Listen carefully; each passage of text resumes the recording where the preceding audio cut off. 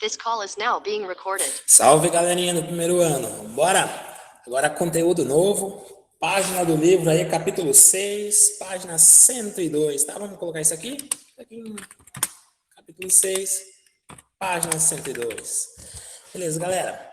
O capítulo 6, ele traz pra gente aí algumas informações sobre o núcleo celular. E o núcleo celular, ele é muito importante, mas muito importante, porque lá dentro do núcleo celular é onde o DNA fica guardado, então o material genético fica lá dentro desse meu núcleo, tá, galera? E esse material genético a gente conhece ele por DNA e RNA. Então o DNA e o RNA ficam guardados dentro desse núcleo, tá? Então o núcleo ele tem uma função muito importante, proteger, delimitar e manter organizado esse material genético dentro dele. Ok, esse núcleo ele tem uma membrana que recobre ele, tá? E essa membrana do núcleo eu chamo ela de carioteca. Uma carioteca nada mais é do que a membrana do núcleo, tá? Então, olha só que nome legal, carioteca. Eu posso chamar de membrana nuclear sem problema nenhum, é a mesma coisa. O que a gente tem que saber da carioteca é que ela contém poros, e os poros são esses buraquinhos, tá? Esses poros são muito, muito importantes, porque eles permitem a passagem de moléculas grandes para dentro e também para fora do núcleo.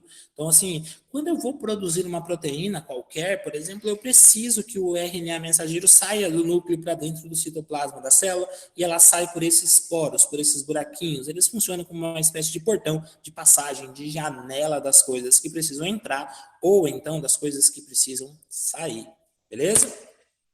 Entre a carioteca e o interior do núcleo, eu tenho o tal do nucleoplasma. O nucleoplasma é como se fosse o citoplasma da célula, só que do núcleo. E mergulhado no nucleoplasma, eu tenho o que eu chamo de cromatina. Cromatina. A cromatina, galera, são fios de DNA que são enrolados, tá? Vamos dar uma olhadinha nele aqui, ó. Então, o meu DNA, o DNA humano, ele é uma fita de cerca de 4 centímetros, então ela é assim. Nossa, mas e a célula na microscópica, como que isso cabe dentro da célula? Do mesmo jeito que uma pessoa que faz tricô consegue enrolar lá 500 metros de fio na palma da mão e novelando ele. Então, quem enovela o DNA são essas proteínas que eu chamo elas de histonas, tá, galera? Então, a cromatina nada mais é do que o DNA enrolado. Beleza? Enrolado. Então tem uma letrinha errada lá. Enrolado e condensado. Quem é que enrola? Quem é que condensa esse DNA aí? Aí é a proteína chamada de histonas. Vamos colocar ela em vermelho aqui para vocês saberem que ela é importante. As histonas são essas bolinhas, tá? E essas bolinhas vão enrolando, enrolando, enrolando, enrolando, até que eu tenho um novelinho. Só que esse novelinho, esse conjunto de novelinhos, eu chamo eles de solenoides, tá? Ele ainda não é a cromatina. Ele é o meu solenoide. E o que o solenoide faz? Ele continua enrolando, enrolando, enrolando, tá? Aí ele vira a cromatina. Sacaram a ideia? Então eu pego uma coisa que é grande, enrolo, enrolo, enrolo. Aí quando eu achei que já está o suficiente, eu enrolo mais e mais e mais e mais e mais, tá? Então a histona vira o solenoide, forma o solenoide, e o solenoide é o conjunto de histonas que enrolaram DNA dentro dela, tá? E aí elas continuam se condensando, continuam se enrolando até formar a cromatina. E a cromatina, galera, ainda não acaba por aí. Eu tenho mais um detalhe para falar sobre elas, que a cromatina ela pode ser ou eucromatina ou heterocromatina. Então, quando eu olho, vamos colocar aqui embaixo, essas coisinhas em preto mesmo, né? Vamos alinhar para lá. A cromatina ela pode ser a eucromatina, e ela pode ser heterocromatina. E um saiu maiúsculo, o outro saiu minúsculo. Erro meu, vamos escrever de novo. Maravilha. Tá? E a gente já vai falar da função dessas duas aqui, Então, lembrem que aqui dentro do meu nucleoplasma eu tenho a cromatina e ela pode ser de dois tipos, tá? As partes mais escuras e as partes mais claras. Eu vou falar delas lá no outro slide. Vamos continuar vendo o que tem aqui no interior do núcleo. Lá no meio eu tenho essa parte mais escura. Essa parte mais escura, eu chamo ela de nucléolo. E tá saindo tudo maiúsculo porque eu tô com o caps ligado no nucleolo. Agora arrumei. E o nucleolo fica lá no centrão, tá, galera? Uma das principais funções do nucleolo é fazer a produção de RNA.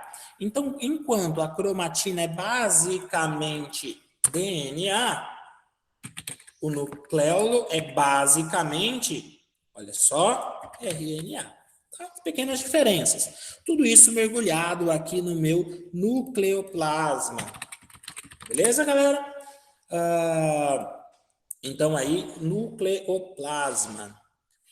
Eu vou pegar a fotinho da heterocromatina e da eucromatina para vocês verem como é que funciona, tá? Estamos colando aqui. Vamos falar delas agora, tá? Eu vou colocar a fotinha aqui embaixo. Eu não quero tudo, eu quero só um pedacinho, então eu vou cortar, vou ficar só com este pedacinho aqui e esse pedacinho aqui eu vou aumentar. Vou colocar aqui embaixo. Aqui, sei lá, vou colocar aqui mesmo, tá bom. Então, galera, olha só como que a cromatina se organiza. Ela pode estar enrolada, que é a eucromatina, ou ela pode estar aberta, que é a heterocromatina. Para que serve isso, galera? Pensa vocês. A célula do meu cotovelo precisa produzir unha? Não, não precisa. Mas essa informação está dentro de você, está dentro do seu DNA, como fazer unha, como fazer cabelo, como fazer dente. Mas algumas células não precisam fazer isso. Sei lá, pensa aí, a glândula salivar, ela precisa produzir lágrima? Não, ela não precisa, precisa produzir saliva, mas a informação está dentro dela. Então, elas estão organizadas em partes do DNA fechado e partes do DNA aberto, tá, galera? Então, a eucromatina aí, a parte do DNA fechado, a heterocromatina, partes do DNA aberto. Uma vai ser lida e a outra não. Então, existe a possibilidade de leitura onde está aberto e não existe a possibilidade de leitura onde está fechado. Essa é a diferença, tá, galera? Essa é a diferença. E qual é a ativa? Qual é a inativa? A heterocromatina, ela é inativa. Então, o meu cotovelo não precisa produzir unha, ele precisa produzir suor, ok, sebo, ok, pelos, ok. Então, essa informação vai estar na eucromatina. Tudo aquilo que ele é capaz de fazer está na eucromatina. São genes ativos. A heterocromatina é aqueles genes que estão lá, mas eu não preciso usar, então são genes inativos, tá? E isso fica dentro da minha cromatina, que fica dentro do meu núcleo, espalhado aí pelo nucleoplasma, beleza? Feita de DNA. Acontece que quando eu vou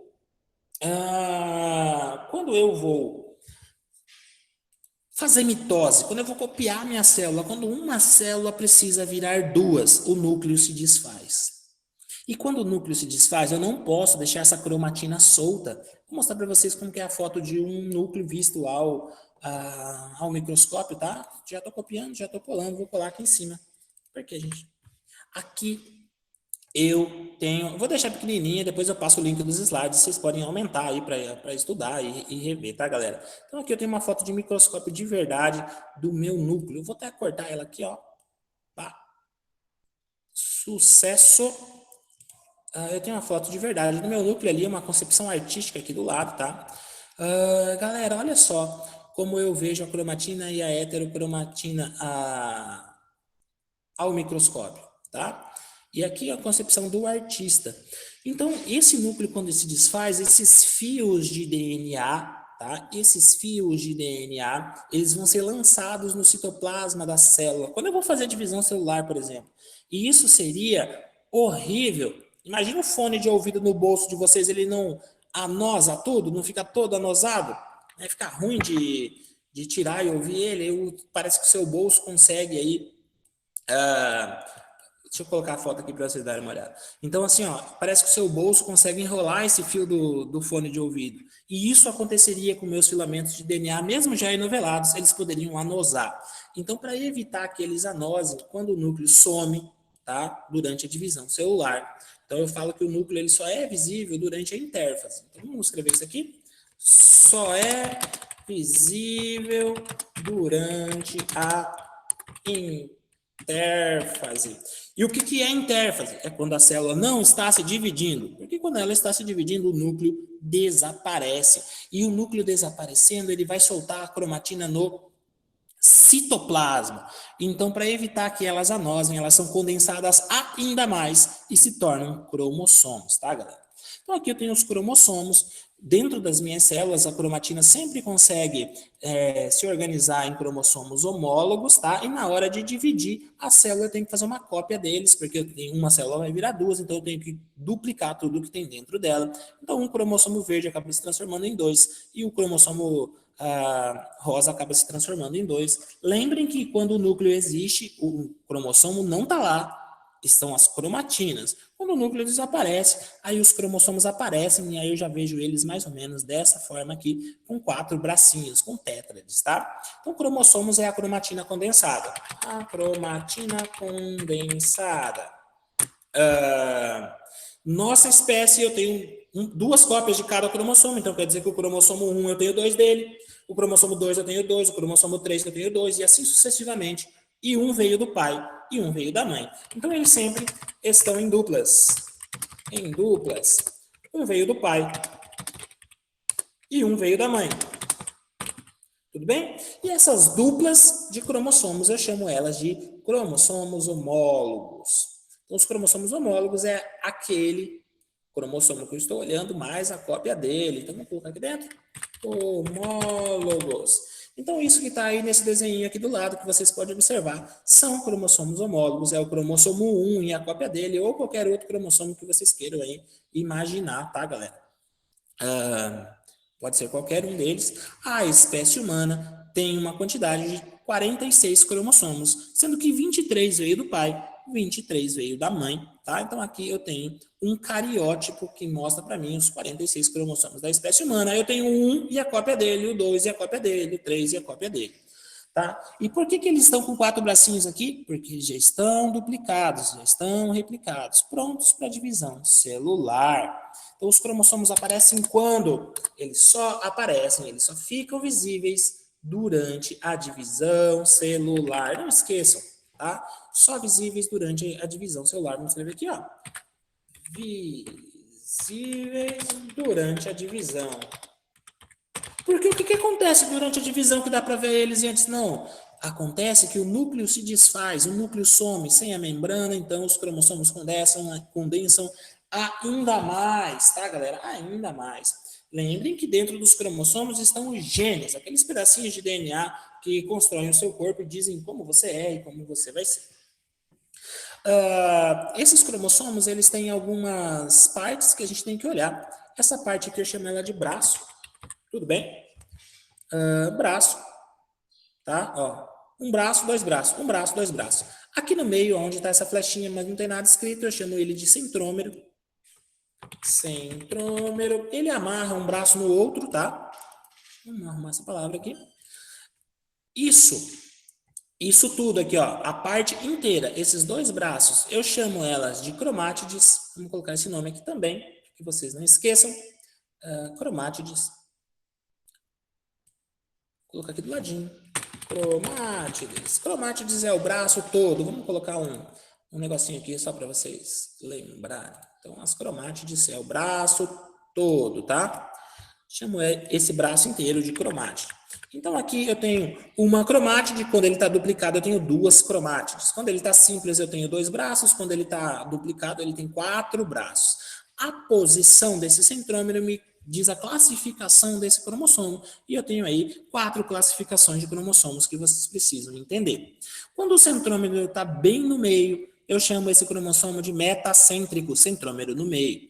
Quando o centrômero está um pouco para cima ou um pouco para baixo, aí eu tenho um cromossomo submetacêntrico. Quando o centrômero está lá perto da beirada, perto da pontinha, eu tenho um cromossomo acrocêntrico. E quando ele está bem na pontinha, amarrando as duas pontinhas, aí eu tenho um cromossomo telocêntrico. Nesse meu caso aqui, ó, que está bem no meio, é um cromossomo metacêntrico. Então, essa imagem aqui vai ser importante para vocês. Então, dentro da minha espécie humana, se eu for ver todos os meus cromossomos numa tabela, como eu estou vendo aqui do ladinho, eu sei que metade veio do pai, metade veio da mãe, né? E eu chamo esse exame, né? Eu chamo esse resultado de exame de cromossomos de cariótipo. Cariótipo. Então, esse é um cariótipo, tá? Um exemplo de cariótipo. Essa tabelinha aqui do lado é um exemplo de cariótipo. E o que o cariótipo mostra para as pessoas, para o médico? Todos os cromossomos da espécie, do cara. E se tiver faltando ou sobrando qualquer um, aí dá problema, aí dá doença, aí tem várias síndromes. Um exemplo de síndrome, por exemplo, é a trissomia do 21. Eu deveria ter um do pai e um da mãe, mas por algum motivo bobo, veio 2 21s do pai ou 2 21s da mãe, e aí acabaram se somando e fazendo 3 cromossomos 21. A síndrome de Down, por exemplo. Mas eu tenho várias outras síndromes que o próprio livro de vocês traz aí naquele texto lá do Ciência e Cidadania. Depois vocês deem uma olhada e uma lida lá para tentar compreender, né, essas outras síndromes. Então, o cariótipo é o conjunto de cromossomos. Conjunto de cromossomos. Nós, que temos uma cópia do pai e uma cópia da mãe, somos chamados de diploides, tá? Então, toda vez que eu olho os cromossomos e tem uma cópia do pai e uma cópia da mãe, eu falo que o indivíduo é diploide. Tem 2, beleza? E o apelidinho é 2 vezes o número. Então, o número 1 eu tenho 2, o número 2 eu tenho 2 também, o número 3 eu tenho 2 também. Agora tem plantas, ou até mesmo dentro do espermatozoide, que tem um cromossomo de cada só, por conta da meiose, e a gente vai entender daqui a pouquinho, quando na semana que vem falar das divisões celulares, tá? E na meiose, galera, como eu tenho uma cópia de cada, eu falo que é haploide, tá? Ou N, tem abelhas que são N's, tá? O zangão lá é uma abelha N. Ele tem um cromossomo 1, 2, 3 e etc, etc. E assim vai. Lembrando que o número de cromossomos também varia por espécie. Nós temos 46, mas pode ser que outras espécies tenham mais ou tenham menos. Isso aí tanto faz, tá? Cada espécie tem seu próprio número de cromossomos. Esses cromossomos, eles classificam em 2 tipos, olha só. Em cromossomos autossomos e cromossomos sexuais. Os autossomos são todos os cromossomos na nossa espécie humana, que vai do 1 até o 22, são cromossomos autossômicos. Já os cromossomos sexuais, eles definem o sexo do bebê e é o cromossomo 23. Se nasce o bebê com 2 cromossomos X, aí eu tenho uma menina, tá? Eu tenho uma fêmea que nasce. Fêmea. Agora, se o cromossomo sexual combinar o X com o Y, aí eu tenho um macho que nasce, tá? O cromossomo sexual tá aqui no cantinho. Esse cara aqui é X e é Y, então este cariótipo aqui é o cariótipo de um menino, com toda certeza. Eu posso dizer que é o cariótipo de um menino, tá, galera? Então, basicamente, eu posso retirar aí uma gota de sangue, né, um teste do pezinho, por exemplo, fazer a cariotipagem, que é o exame de cariótipo, e ver se tem algum problema, se tem faltando algum cromossomo ou sobrando algum. Também na perícia criminal, né, vamos supor aí que alguém matou uma vítima e embaixo da unha dessa vítima tinha um pedaço de pele do assassino. Com esse pedaço de pele, a polícia pode analisar o DNA e descobrir se o assassino foi um homem ou uma mulher. E isso já dá uma dica para você reduzir o número de suspeitos. Então, assim, tem várias aplicações da cariotipagem. Beleza? Bom, galera, é isso, tá? Qualquer dúvida, vocês podem me perguntar aí via WhatsApp. Meu número está no grupo aí da escola. Vocês podem falar comigo por lá, sem problema nenhum. E se tá rápido, tá devagar, vão falando também que a gente vai ajustando aí de acordo com o que vocês vão precisando, necessitando, beleza? Então, por hoje a gente fica aqui e aí até a semana que vem, galera. Valeu!